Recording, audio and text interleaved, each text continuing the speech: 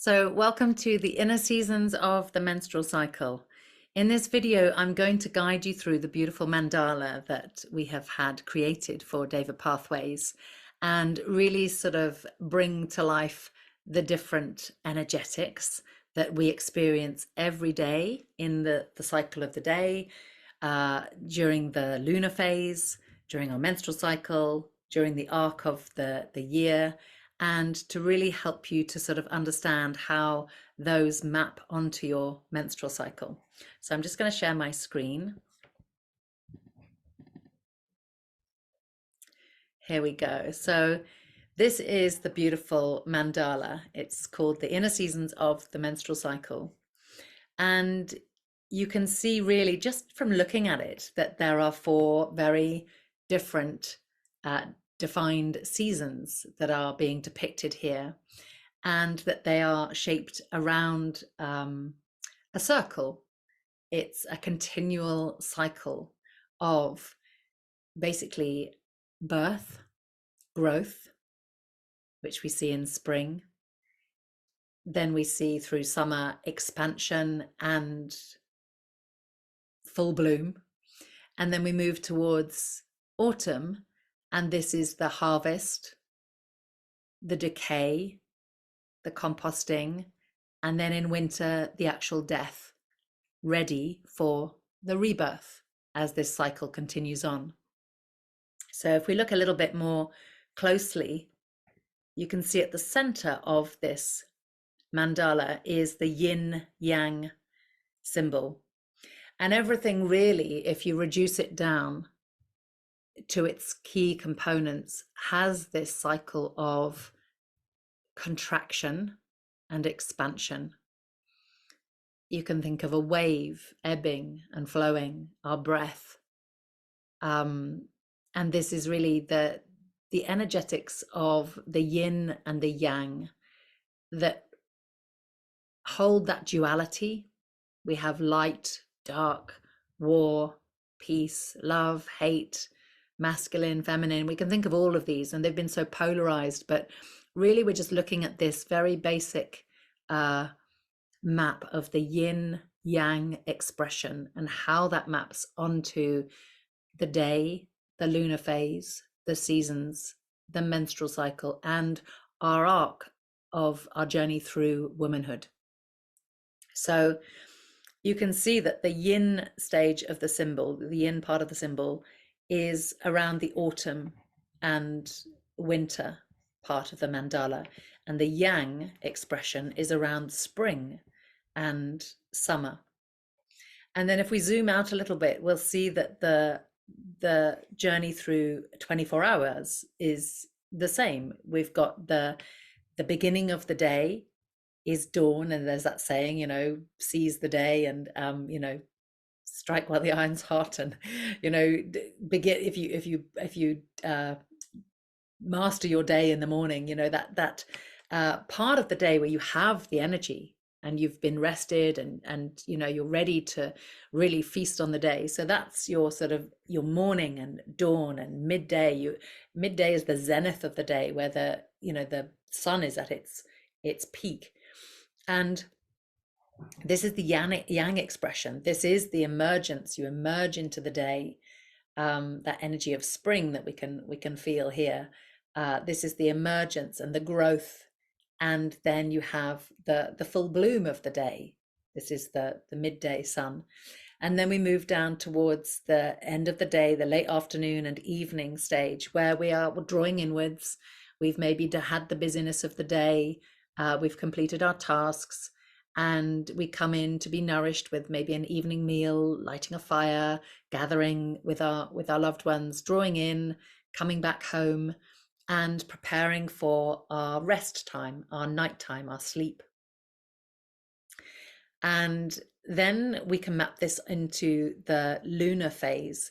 So the same energetics apply at the new and waxing moon. So this is a time, the new moon is a beautiful time to plant seeds and to dream in the energetics, the intentions of what you want to call in over that next month. And the waxing moon is all about the building, the growing, the energetics of what you are bringing into your life and what you are creating. It's got that energy of expansion and fullness. As you then come to the full moon, where you see the light of the moon, radiating and shining a light on everything that was previously dark. So this full moon, and obviously some of you may experience a different energetic that goes around the full moon. That the expression lunatic comes from people who are out there doing crazy stuff around the full moon. It can have that almost off the scale chaos energy of full moon, the fullness. And then you move towards the waning moon, and the moon is really starting to shed the fullness and move into the darkness of the dark moon around here. And this again, it has that energy of letting go, of composting, surrendering, and then moving into the rest stage, the dark moon. So we can map that onto the seasons of the year. So you've got spring here, if I just zoom out a little, holds the same energy as dawn and the new and waxing moon. In spring, we feel the sap rising. We're ready to move outwards, engage with nature. You feel the emergence. You've got the beautiful buds and the busyness and the activity. And it's a time to really sort of plant those seeds and look forwards with hope to the rest of the year. Then you've got the summertime, which is the peak of light and fullness around summer solstice. And this is the time of year where there's that real exuberance and the holding and sustaining of the energy, and everything is in full bloom. There's that absolute gorgeous, wonderful chaos of summer. And next we move on to the season of autumn. So in this season, we really have an opportunity to look back over the year and reflect and see what the seeds that we planted over here in spring have germinated and brought for us. We have a harvest, and we can enjoy that harvest. And then we can also start to really enter into the yin energetics as we feel this contraction and this need to draw within and gather ourselves for the winter and begin that deep wintering and hibernation. So we also see in autumn the leaves of the trees begin to fall and let go, not because they're ill, but because they are making way for the new growth, for the new energies to come through. So this is a very beautiful transition, autumn. And then you've got winter here in the mandala, and the winter really is this time for rest. And I know that myself found winter very difficult. I spent my whole life in this kind of more exuberant planning and doing things and traveling and being out there. In terms of my energy, I was much more yang. I can be very deeply yin when I'm holding space and doing my sacred medicine woman work, but as a personality and in my day and my life, I was very, very yang. And it actually took me, living off grid and having this fierce apprenticeship with Mother Nature to really understand the energetics of the yin were very much missing from my life. And it was going through perimenopause actually that just really helped me to harness this autumn, the letting go. So moving on to then the different stages through the cycle of your womanhood timeline. So you obviously start in maiden. This is 0 to 29. So you begin with your birth and your childhood, through menarche, your teens, and then through your 20s to your Saturn return. And then that transitions you out the other side of maiden through into your mothering years, where you are holding and sustaining the energy. You're in the summer of your life, the fullness, the full bloom, the confidence that comes with that. And that's between sort of 29 and 45. when you might, if you are, if that's your path, you might be, having your children then. Maybe you had children as a maiden, and that has a different sort of, energetic to your life, a different her story that you've woven. And then in the inner queen phase, you're looking at your journey through your inner autumn stage of life. So from 45 to 65, this is your inner queen, and you're going through menopause at this time. And this is the time where you are really sort of letting go of this busyness and doing all the things, the vulnerability of the maiden, and you're stepping into your leadership and your sovereignty, and deep sort of yeah, sacred relationship with your body, your sexuality, with work, with your partner, with everything. It really gets a very different flavor in your queen codes. And then you move from sort of roughly 65, 70 into crone, into your wise elder, where you're really slowing down like you do for winter and nighttime. You're slowing down, and you've got all of that wisdom inside you, and you're very much part of your community as a wisdom keeper. So now we just look at this in terms of the menstrual cycle. So we have here your inner spring, your inner maiden is pre-ovulation. So I'll look at this more and I'll go into detail here. Then you move into the full moon, the midday, the summer, the mother energy. This is ovulation here. Then through round the waning moon, the autumn, the queen energy, this is your luteal phase. So that was your follicular phase where the womb lining is building, uh, almost like preparing this nest ready to receive the egg here. And then if no egg is fertilized, you have the luteal phase, the breaking down of the womb lining and the shedding and the letting go. And that's your inner queen. And then you have menstruation. So this is the time of the month where you are bleeding. So just to show you that a little more closely. So we start the cycle in inner winter. So this is day 1 to 6 roughly, depending on how long your cycle is. So you can see in this part of the rose petal, you've got day 1 to 6. And this is your inner winter, your inner crone stage of the menstrual cycle.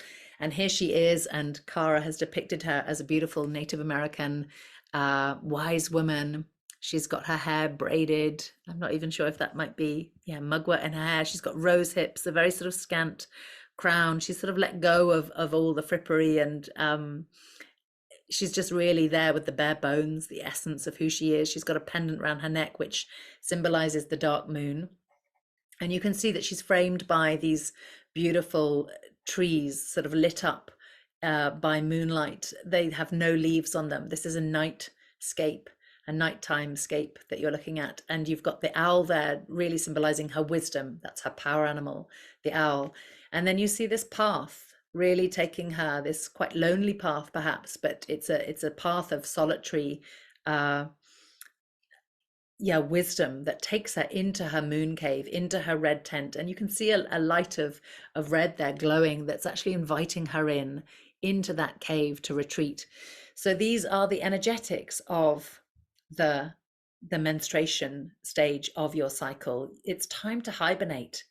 We're so geared up to always be doing, always be switched on, always be active, always be achieving, through our lives, through our days, through our months.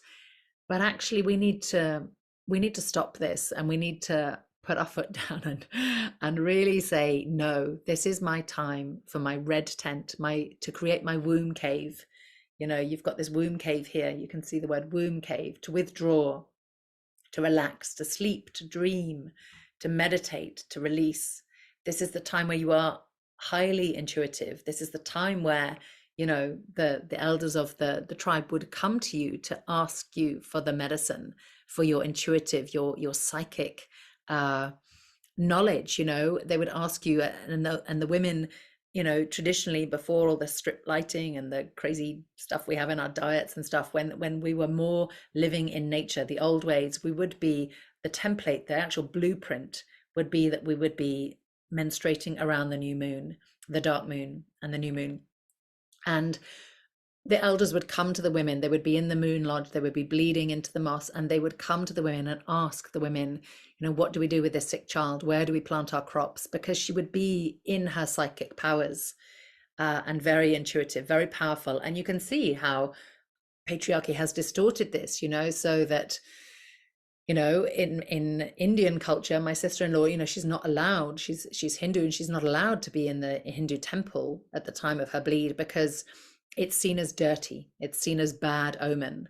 And actually, really, the root of this is because women were so powerful that they would undermine the priests, the male priests. And so they distorted that and demonized the menstrual cycle, as it has been demonized by many cultures. But we know that the blood, the menstrual blood, holds the frequency of living light. There are stem cells that we can use for healing all parts of the body.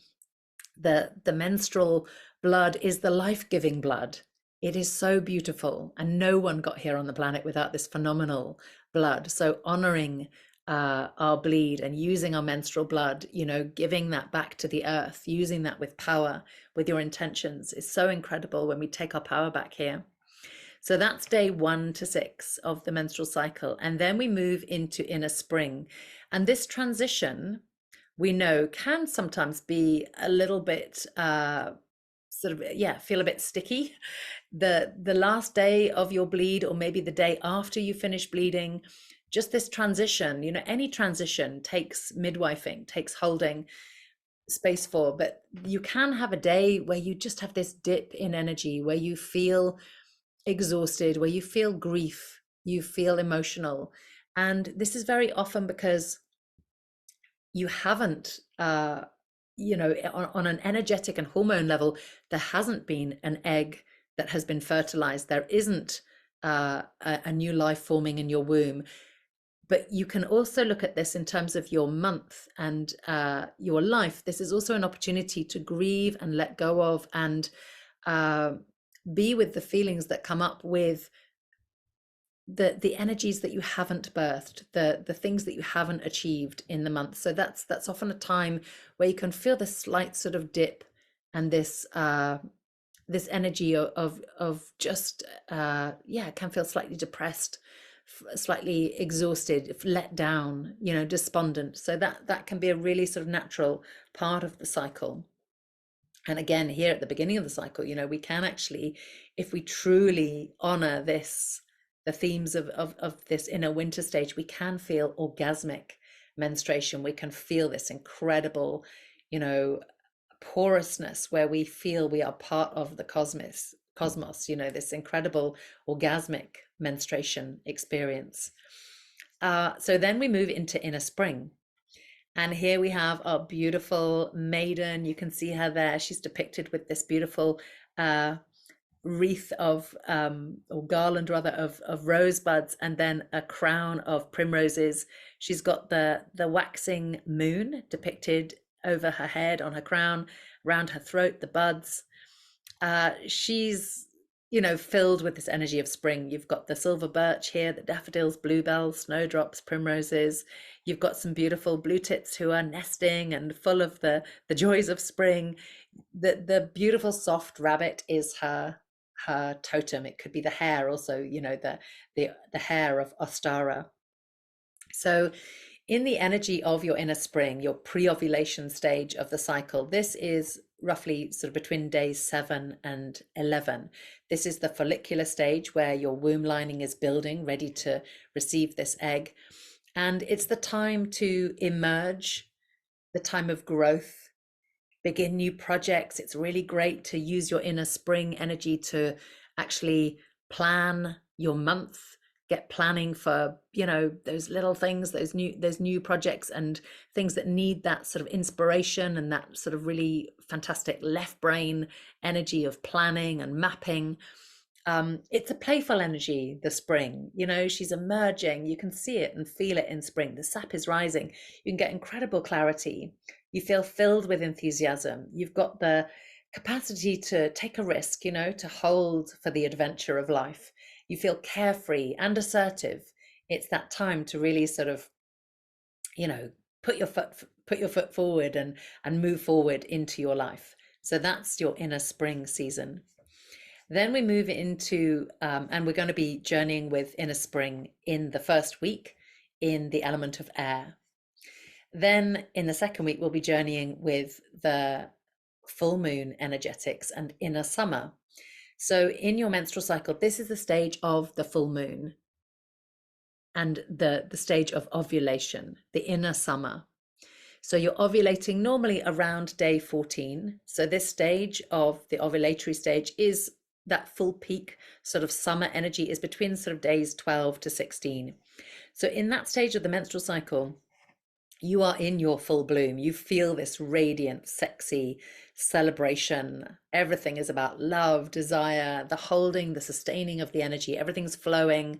You've got the creativity, the nurturing energy, the express it. You feel expressive in your truth and who you are, and you're just exuding that energy. It's all about connection, indulging the passions, feeling full confidence. This is a time for socializing. So you want to be having those interactions, the party, around this time of your cycle. The next part of the cycle is actually quite a longer stage. So you can see on the petal here, it's depicting days 17 to 28. So it's about 11 days, this stage of the cycle. And this is the inner autumn. So in this stage, we are moving into the transition of the yin. And really this stage holds the energetics of autumn. So we are looking at the harvest. We're looking at what's gone on this month. We have this reflection that can happen around autumn time, where we and our inner autumn, the time where we are pre-menstruation. So the womb lining is preparing to be released. An egg hasn't been fertilized, so we are in our inner autumn. And we can look at the harvest. So you see the beautiful goddess here. She's got apricots, and I think those are berries or hawthorns, apples, herbs, nuts. She's got her harvest. She's sovereign. She's queen. But she's also got this tree above her that's letting go of its leaves. So this is the time to start to surrender. You can see in her beautiful garland here, whereas the full bloom mother goddess, she's got the roses in full bloom and around her earrings, and all the flowers here with the bees, that the flowers that the bees love.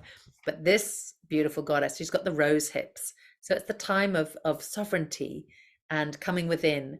This is a time for solo creativity. You're not going to be so social with your creativity at this stage of the cycle. This is a time to surrender, to let go, to know that you have to let go in order to be able to rest. It's a great time to start to delegate and to hold really clear boundaries.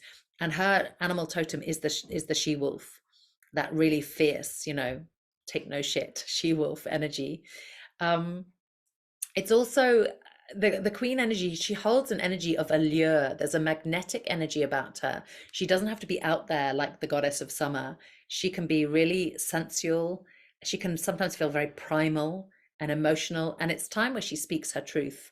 So this is not necessarily the time to be having that slightly edgy conversation, or maybe it is. Maybe the truth comes out then. But if you know that you're going to get yourself in trouble and the white hot dragon's going to emerge, you might want to have those conversations, around your spring and summer stage of your menstrual cycle. So this is the luteal phase of the cycle. And then we move once again to the inner winter stage of the cycle. And often, if we haven't delegated, if we haven't released and let go of stuff, and we haven't sort of composted stuff that we're working through energetically in our inner queen stage, or in our inner autumn stage of the menstrual cycle, we often find that the white hot dragon does come out, and we can almost sort of stuff it all up again because we haven't created space for us to be able to go into our womb cave. And then we can feel this in the next stages. It has impact on the next stages of the menstrual cycle. We're not able to really harness the energetics of the planning and the energies of the spring. We can't really fully give ourselves to the exuberance and the desire and the connection and the expansion of summer. So this is key, really. This holds the keys. The the dream time, the softness, and the preparation for that that happens in autumn, where we come within and we prepare for our inner winter, just as we would in terms of a harvest. We would gather things in ready to be able to rest and be in winter and not be quite so busy. So this is the beautiful mandala that we are going to be working with, and really journeying deeply into each of these stages of the menstrual cycle and the energetics of them through our journey in each week, through air, where we journey with our inner spring and the waxing moon, through water, where we journey with our inner summer and the full moon in week 2, and then in week 3, where we journey with fire and our inner autumn energy and the waning moon, and then in week 4 with the element of earth, where we journey with our inner winter and the dark moon. So I hope this helps, and it would be really lovely to hear your interpretation of this, and how this has maybe given you permission, in a way, permission to create that sacred self-care and that red tent time during your bleed. And if you don't bleed like me, just to actually know that we are cyclical beings, to really identify which of those in the microcosm and macrocosm, which of those you identify with, which you journey with. Do you feel the bigger arc of the seasons? Does the lunar cycle hold real medicine for you?